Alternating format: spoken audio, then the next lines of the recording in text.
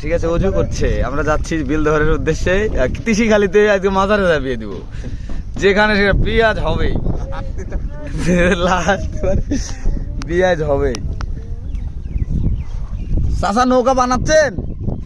আলহামদুলিল্লাহ, আপনারা তৈরি করলেই ভালো, কারণ এই মানুষের কাছে তৈরি করলে বেশি দাম নেবে, মানুষ অনেক বেদক।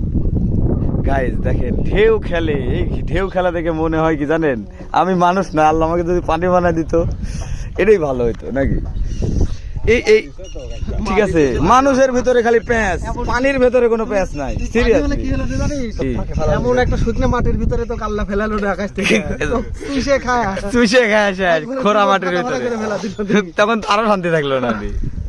আল্লাহ পানি বানায়নি, যা পানি বানাইছে তুই এইভাবে থাক, এই পানি থাক। না, আমার বাপ আমাকে পয়দা করেছে, ওটা কোনো বিষয় না। আব্বার সাথে বেড়াতে পাচ্ছি, বেরি খাচ্ছি, এই বেলা এই বেলা কি চাই, এর থেকে আর কি চাই। মানুষের বাপের সামনে বেরি খেলে সেটা ধরে বাইরে, আর আমার বাপের সামনে খেলে কয় দুইটা নামক দেবো না, লে খা, দুই বাপ বেটে খায় একসাথে। রাস্তা পায় গেছি কিন্তু আসল বাপ না, পাতানি বাপ। কে বলে সুধীর বেটে ডাল পার হচ্ছে, কে বলে।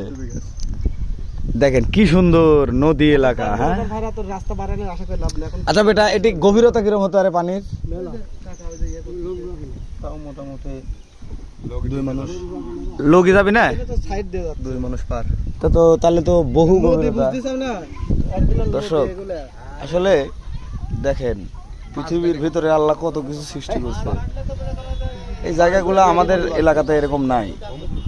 ফলে দেখেন কত সুন্দর পানি, কত সুন্দর সবকিছু। দেখেন মাথা নষ্ট, এই যে বাড়ি ঘর গুলা, ও রে বাবা রে বাবা, মাথা নষ্ট।